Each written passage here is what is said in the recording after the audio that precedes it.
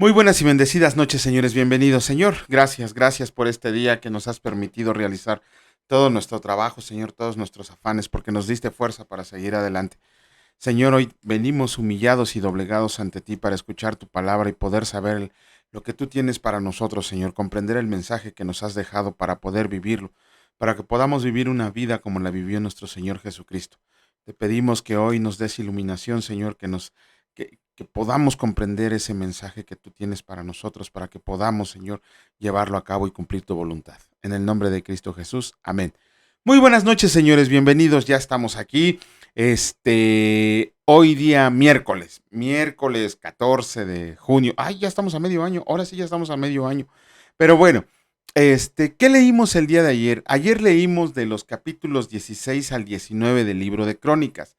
En el capítulo 16 del libro segundo de Crónicas solamente vimos el final de Asa, ¿no? Asa, está considerado uno de los mejores reyes de Israel por todas las reformas religiosas que hizo, por todo lo que logró en el pueblo, por las victorias que obtuvo. Sin embargo, vemos que al final también él, ¿cómo se llama? También no terminó bien porque no es que le diera la espalda a Dios, dejó de confiar en Dios. La palabra menciona que cuando él se enfermó, bueno, no, cuando vinieron los etíopes a hacerle la guerra, Asa en vez perdón, me estoy confundiendo con otro rey. Cuando Israel decidió hacerle la guerra, Israel tenía de aliado a Ben-Hadad de Siria. Pero ¿cómo se llama? Asa, en vez de confiar en Dios, porque también Asa ya había vencido a un ejército de 1 millón de etíopes, ¿no? Que inclusive la palabra dice que Dios los despedazó. Y Asa, en vez de confiar en Dios, le dio oro y plata a Ben-Hadad para que no le hiciera nada. Y aunque logró su cometido, uno de sus profetas le fue a reclamar que por qué había confiado en el hombre cuando podía haber confiado en Dios, y de hecho Asa se molestó tanto por lo que le dijo el profeta que lo metió a la cárcel. Imagínense, los profetas, pobre cuate, ¿no? Él simplemente llevó el mensaje de Dios y lo único que se ganó es que lo metieran a la cárcel con pan duro y agua de aflicción, dice la palabra. Vemos también que el pobre Asa, sufrió una enfermedad de los pies. Realmente no sabemos qué enfermedad sería, pero que lo llevó a la muerte. Aún así, el pueblo de Judá le hizo una fiesta impresionante en su sepelio, lo enterró en el sepulcro de David, lo consideraron uno de los mejores reyes que pudo haber tenido Judá. Y ya de los capítulos 17 al 19 empezamos a ver la historia del rey Josafat, que ya habíamos comentado de él cuando leímos Reyes. Vamos a comenzar la lectura del día de hoy. Comenzamos con el capítulo 20 del, del del libro segundo de Crónicas, y escrito está: victoria sobre Moab y Amón. Pasadas estas cosas, aconteció que los hijos de Moab y de Amón, y con ellos otros de los amonitas, vinieron contra Josafat a la guerra, y acudieron algunos y dieron aviso a Josafat, diciendo: contra ti viene una gran multitud del otro lado del mar y de Siria, y he aquí están en Hasezón Tamar, que es en Gadi. Entonces él tuvo temor, y Josafat humilló su rostro para consultar al Señor, e hizo pregonar ayuno en todo Judá, y se reunieron los de Judá para pedir socorro al Señor. Y también de todas las ciudades de Judá vinieron a pedir ayuda al Señor.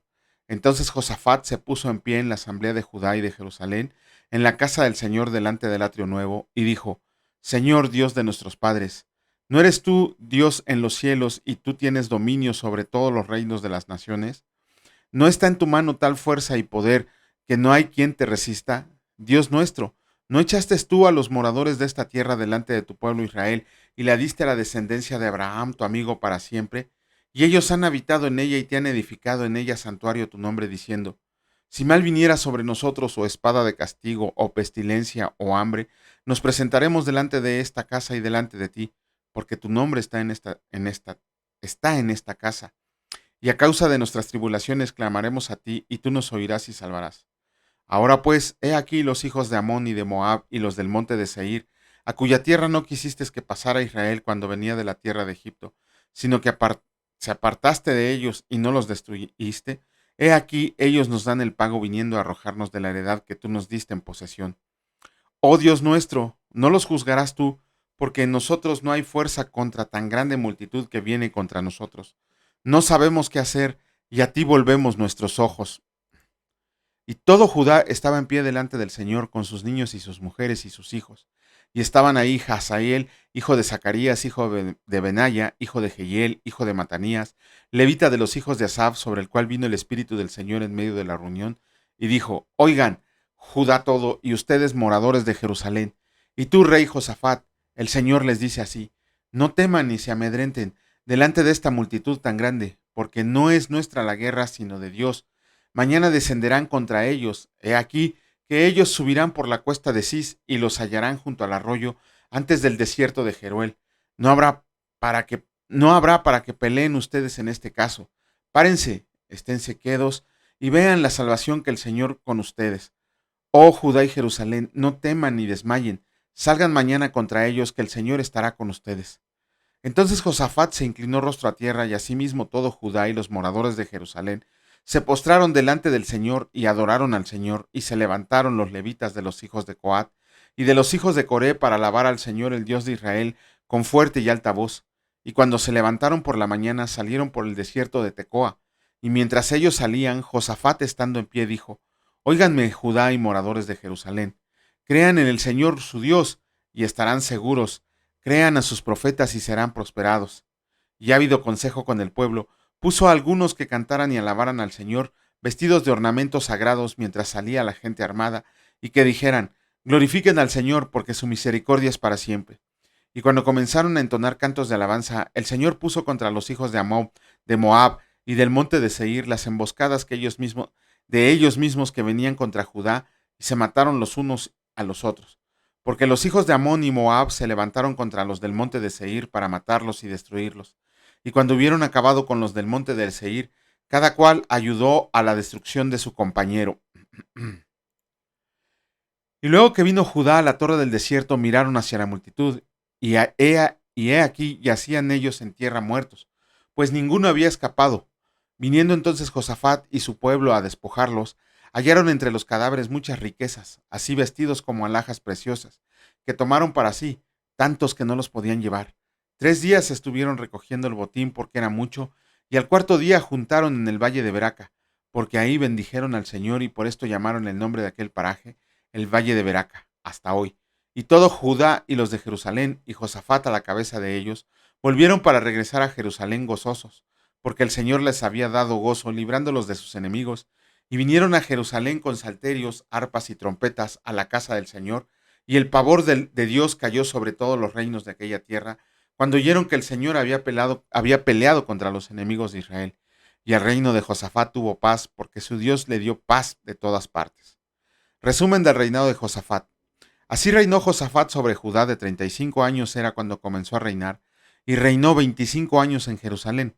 El nombre de su madre fue Azuba, hija de Sili, y anduvo en el camino de Asa su padre sin apartarse de él, haciéndolo recto ante los ojos del Señor. Con todo eso, los lugares altos no fueron quitados, pues el pueblo aún no había enderezado su corazón al Dios de sus padres. Los demás hechos de Josafat, primeros y postreros, he aquí están escritos en las palabras de Jehú, hijo de Anani, del cual se hace mención en el libro de los reyes de Israel. Pasadas estas cosas, Josafat, rey de Judá, trabó amistad con Ocosías, rey de Israel, el cual era dado a la impiedad, e hizo con él compañía para construir naves que fueran a Tarsis, y construyeron las naves en Edom. Ay, perdón, no, me equivoqué. Perdón, usted, aquí está, ahora sí. En, y construyeron naves que fueran a Tarsis, y construyeron las naves en Esión-Geber. Entonces Eliezer, hijo de Dodaba de Maresa, profetizó contra Josafat, diciendo: Por cuanto has hecho compañía con Ocosías, el Señor destruirá tus obras. Y las naves se rompieron y no pudieron ir a Tarsis. Comenzamos con la lectura del capítulo 21. Escrito está del libro segundo de Crónicas. Reinado de Joram de Judá.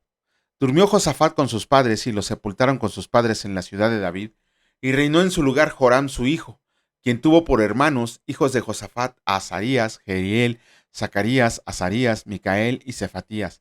Todos estos fueron hijos de Josafat, rey de Judá, y su padre les había dado muchos regalos de oro y plata, y cosas preciosas, y ciudades fortificadas en Judá. pero había dado el reino a Joram, porque él era el primogénito. Fue elevado pues Joram al reino de su padre, y luego que se hizo fuerte, mató a espada a todos sus hermanos y también a algunos de los príncipes de Israel.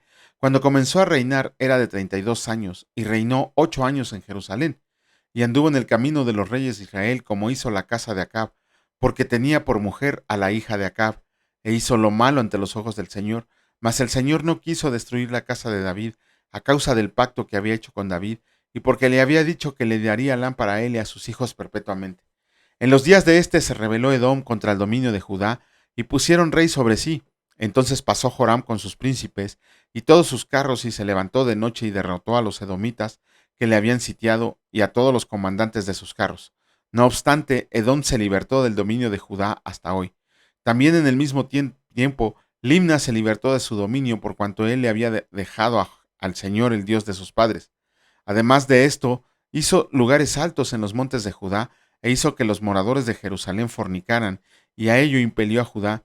Y le llegó una carta del profeta Elías que decía: El Señor, el Dios de David tu padre, ha dicho así: por cuanto no has andado en los caminos de Josafat tu padre, ni en los caminos de Asa rey de Judá, sino que has andado en el camino de los reyes de Israel, y has hecho que fornicara Judá y los moradores de Jerusalén, como fornicó la casa de Acab, y además has dado muerte a tus hermanos, a la familia de tu padre, los cuales eran mejores que tú.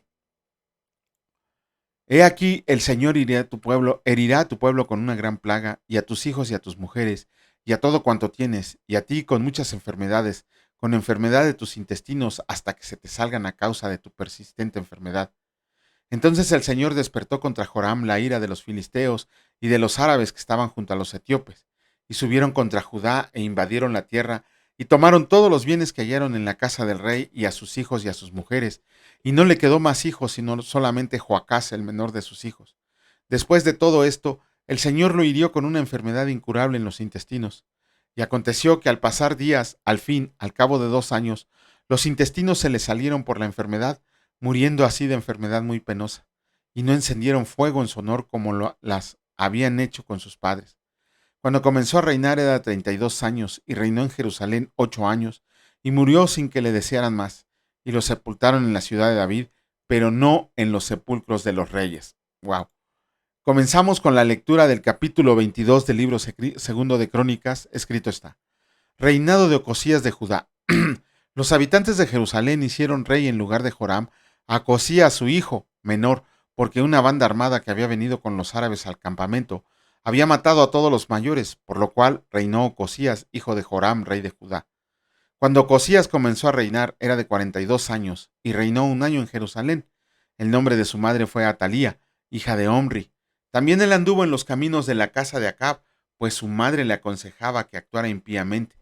Hizo pues lo malo ante los ojos del Señor, como la casa de Acab, porque después de la muerte de su padre, ellos le aconsejaron para su perdición, y él anduvo en los consejos de ellos, y fue a la guerra con Joram, hijo de Acab, rey de Israel, contra Hazael, rey de Siria, a Ramot de Galad, donde los sirios hirieron a Joram, y volvió para curarse en Jezreel de las heridas que le habían hecho en Ramot, peleando contra Hazael, rey de Siria.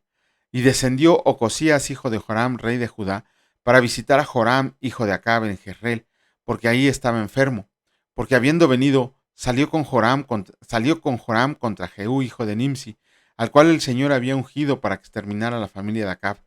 Y haciendo juicio Jehú contra la casa de Acab, halló a los príncipes de Judá y a los hijos de los hermanos de Ocosías, que servían a Ocosías, y los mató. Y buscando a Ocosías, el cual se había escondido en Samaria, lo hallaron y lo trajeron a Jehú, y lo mataron, y le dieron sepultura, porque dijeron: es hijo de Josafat, quien de todo su corazón buscó al Señor. Y la casa de Ocosías no tenía fuerzas para poder retener el reino. Atalía usurpa el trono. Entonces Atalía, madre de Ocosías, viendo que su hijo era muerto, se levantó y destruyó toda la descendencia real de la casa de Judá. Pero Josabet, hija del rey, tomó a Joás, hijo de Ocosías, y escondiéndolo de entre los demás hijos del rey, a los cuales mataban, y le guardó a él y a su ama en uno de sus aposentos. Así lo escondió Josabet, hija del rey Joram, mujer del sacerdote Joyada, porque ella era hermana de Ocosías de delante de Atalía, y no lo mataron. Y estuvo con ellos escondidos en la casa de Dios 6 años. Entre tanto, Atalía reinaba en el país. Ajajo, ya empezamos con las intrigas. Con esto terminamos la lectura del libro segundo de Crónicas del día de hoy, de miércoles.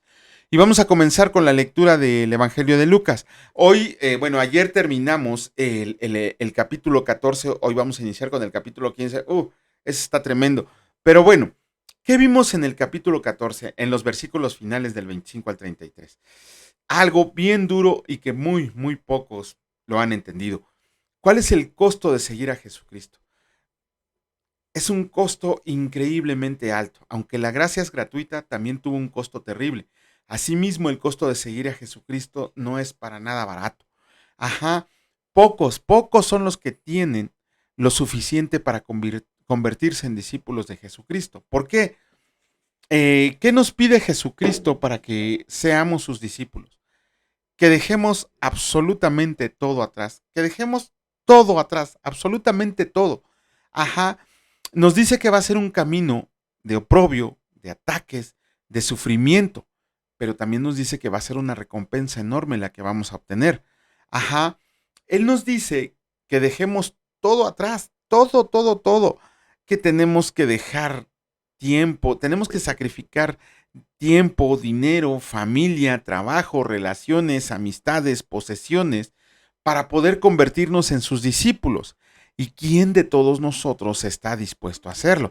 De hecho, el Señor Jesús lo compara a dos cosas: aquel hombre que quiso construir una torre y un rey que va a la guerra. ¿Por qué? Porque el costo es inmenso.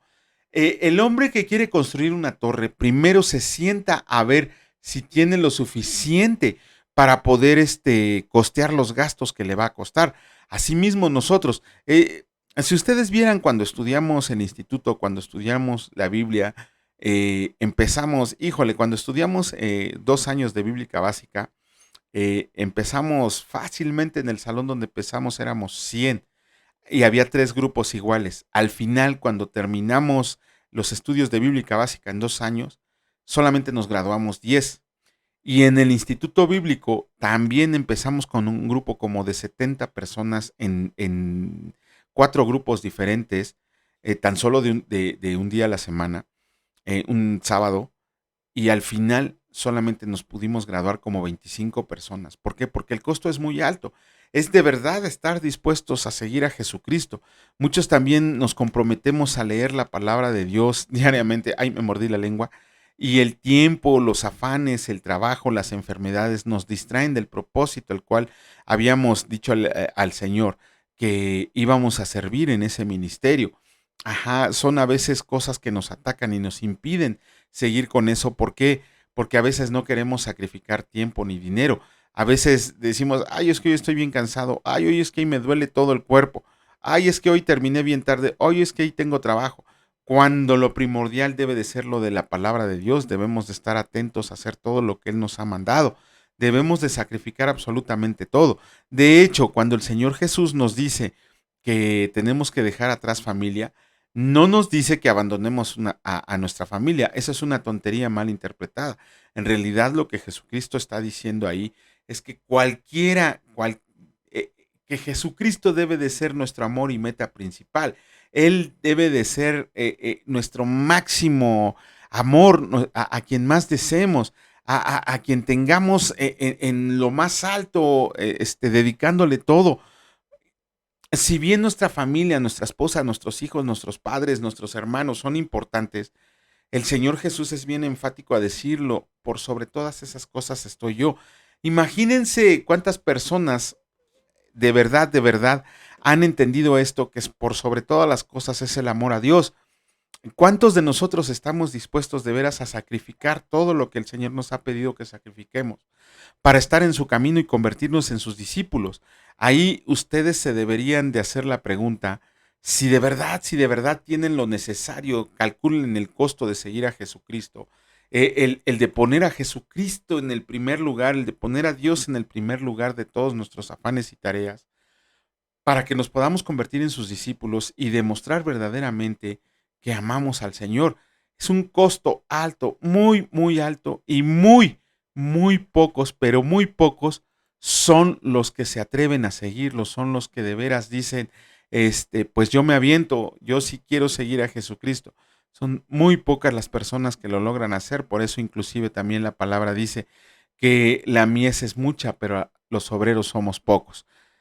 Vamos a comenzar con la lectura. Oh, otro capítulo completamente incomprendido, muy mal tergiversado muchas veces por no comprender el contexto, pero mañana, si Dios lo permite, lo comentaremos. Capítulo 15 del Evangelio de Lucas. Inclusive por algo lo tenemos que leer completo. Escrito está, parábola de la oveja perdida. Se acercaban a Jesús todos los publicanos y pecadores para oírle, y los fariseos y los escribas murmuraban diciendo, Este a los pecadores recibe y con ellos come. Entonces él les refirió esta parábola diciendo, ¿qué hombre de ustedes teniendo 100 ovejas, si pierde una de ellas, no deja las 99 en el desierto y va tras la que se perdió hasta encontrarla? Y cuando la encuentra, la pone sobre sus hombros gozoso, y al llegar a casa reúne a sus amigos y vecinos diciéndoles, Gócense conmigo porque he encontrado mi oveja que se había perdido. Les digo que así habrá más gozo en el cielo por un pecador que se arrepiente que por 99 justos que no necesitan de arrepentimiento. Parábola de la moneda perdida. ¿O qué mujer tiene 10 dracmas y si pierde una dracma no enciende la lámpara y barre la casa y busca con diligencia hasta encontrarla? Y cuando la encuentra reúne a sus amigas y vecinas diciendo, Gócense conmigo porque he encontrado la dracma que había perdido. Así les digo que hay gozo delante de los ángeles de Dios por un pecador que se arrepiente.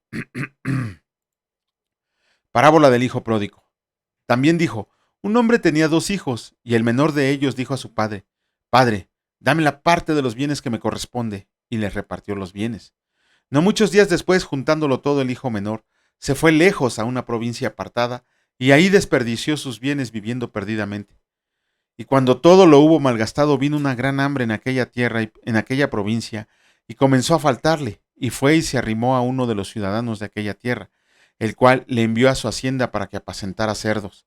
Y deseaba llenar su vientre de los algarrobas que comían los cerdos, pero nadie le daba. Y volviendo en sí dijo, ¿cuántos jornaleros en casa de mi padre tienen abundancia de pan?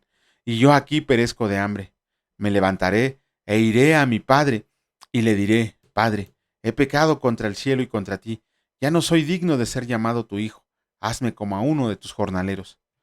Y levantándose vino a su padre, y cuando aún estaba lejos, lo vio su padre y fue movido a misericordia, y corrió y se echó sobre su cuello y le besó.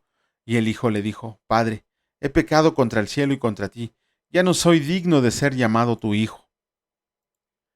Pero el padre dijo a sus siervos, saquen el mejor vestido y vístanle, y pongan un anillo en su mano y calcen y calzado en sus pies, y traigan el becerro gordo y mátenlo y comamos y hagamos fiesta. Porque mi hijo muerto era y ha revivido, se había perdido y es hallado. Y comenzaron a regocijarse, y su hijo mayor estaba en el campo, y cuando vino y llegó a la cerca de la casa, oyó la música y las danzas, y llamando a uno de los criados, le preguntó qué era aquello. Él le dijo, tu hermano ha venido, y tu padre ha hecho matar el becerro gordo, por haberle recibido bueno y sano. Entonces se enojó y no quería entrar. Salió por tanto su padre y le rogaba que entrara. Mas él, respondiendo, dijo al padre, He aquí tantos años te sirvo, no habiendo desobedecido jamás, y nunca me has dado ni un cabrito para gozarme con mis amigos. Pero cuando vino tu hijo, que ha consumido tus bienes con rameras, has hecho matar para él el becerro gordo. Él entonces le dijo, Hijo, tú siempre estás conmigo, y todas mis cosas son tuyas. Mas era necesario hacer fiesta y regocijarnos, porque tu hermano era muerto y ha revivido, y se ha perdido y es hallado. Ok, 2 cosas. Le puse ahí en el subtítulo que este capítulo tiene 31 versículos. En realidad tiene 32. 32 versículos tiene el capítulo 15 de Lucas. Segundo, uno de los capítulos más incomprendidos porque muchos queremos emular la parábola del hijo pródigo a nosotros que volvemos arrepentidos y en realidad eso no quiere decir la parábola del hijo pródigo. De hecho, ninguno de los que están ahí valen la pena, excepto el padre. Es el único que vale la pena porque todos los 2 hijos, pero si para nada sirven. Mañana, si Dios lo permite, estaremos haciendo el comentario correspondiente. Señor, gracias, gracias en el nombre precioso de tu Hijo Cristo Jesús por el día de hoy, Señor, porque nos mantuviste sanos, nos mantuviste despiertos, porque nos diste trabajo, Señor, nos diste fuerza para realizar el trabajo, porque nos permitiste ir y venir a todos los lugares donde fuimos, porque sabemos que tu ángel, que tu Espíritu Santo siempre fue con nosotros. Te pedimos asimismo, Señor, que protejas a nuestros seres amados que van o que vienen para la casa, Señor, que van a su trabajo. A todos los estudiantes que los bendiga, Señor, que ilumine su mente en esta época de exámenes para que ellos puedan seguir adelante en sus estudios, se conviertan en unos profesionistas de bien, pero en unos hijos de Dios mucho mejor. Te agradecemos, Señor, por la provisión diaria de la cual nos llenas en forma de alimento. Te pedimos que sea de bendición para nuestro cuerpo y nos dé fuerza para seguir adelante. Te agradecemos, Señor, por todo, todo, absolutamente todo lo que nos diste el día de hoy, porque tu misericordia es para siempre. Bendito seas por siempre y para siempre. Amén. Que Dios los bendiga, señores. Si Dios lo permite, nos vemos el día de mañana. Cuídense mucho. Hasta luego.